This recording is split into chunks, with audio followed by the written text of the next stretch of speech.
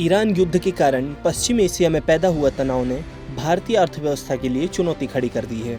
खाड़ी देशों में जारी संघर्ष के कारण भारतीय रिफाइनरों के लिए कच्चे तेल की लागत में 93% की भारी बढ़ोतरी दर्ज की गई है। टाइम्स ऑफ इंडिया के मुताबिक शुक्रवार को भारतीय क्रूड बास्केट की कीमत $136.56 प्रति बैरल तक पहुंच गई, जो युद्ध के शुरू होने से पहले 26 फरवरी तक मात्र $70.9 थी। माना जा रहा है कि 31 मार्च के बाद देश में पेट्रोल डीजल की कीमतें बढ़ सकती हैं। कच्चे तेल की कीमतों में इस आग ने Indian oil, IOC, HPCL, BPCL और रिलायंस इंडस्ट्रीज जैसी दिग्गज कंपनियों के मार्जिन को पूरी तरीके से खत्म कर दिया है। जहां अमेरिका जैसे देशों ने कच्चे तेल के साथ ही पेट्रोल डीजल की खुदरा कीमतों को बढ़ा दिया है, वहीं भारत में तेल कंपनियों ने फिलहाल कीमतों को स्थिर रखा है। पर यह कब तक हो पाएगा, क्योंकि अगर हालात ऐसे ही रहे तो जल्द ही कीमतों में भारी इजाफा हमको देखने को मिल सकता है।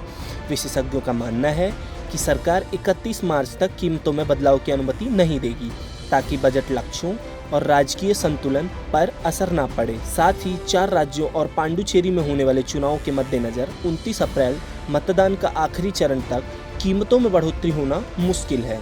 हालांकि इसके बाद इनकी कीमतों में तेजी देखने को मिल सकती है। भारतीय बास्केट की कीमत में तेज उछाल। 26 फरवरी $70.9 प्रति बैरल, 12 मार्च $127.2 प्रति बैरल, शुक्रवार $136.5 प्रति बैरल। युद्ध शुरू होने के बाद ब्रेंट क्रूड की कीमत 40% से ज्यादा, यूरोल क्रूड की कीमत 50% से ज्यादा बढ़ चुकी है।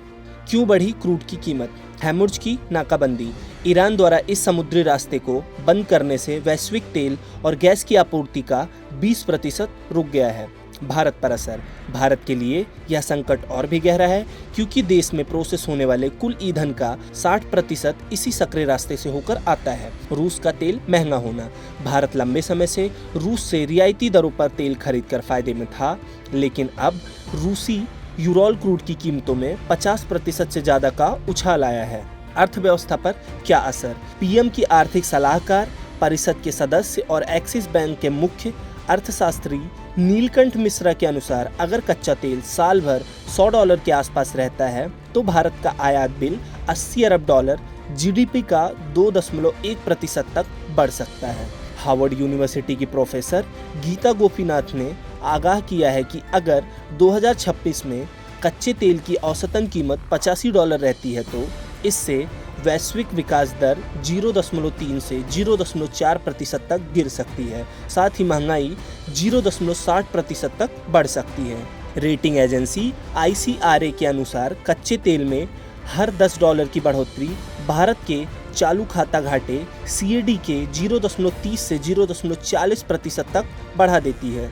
अब बात करें कि क्रूड ऑयल कब तक सस्ता होगा। अंतर्राष्ट्रीय ऊर्जा एजेंसी IEA ने कीमतों को नियंत्रित करने के लिए अपने आपातकालीन रिजर्व से 40 करोड़ बैरल तेल छोड़ने का फैसला किया है, जिससे कीमतों में मामूली गिरावट देखने को मिलेगी। हालांकि जब तक हैमुर्ज के रास्ते जहाजों की आवाजाही सामान्य नहीं होती है, तब तक बाजार में अस्थिरता बनी रहेगी और भारतीय उपभोक्ताओं की जेब पर इसका बोझ बढ़ना तय माना जा रहा है।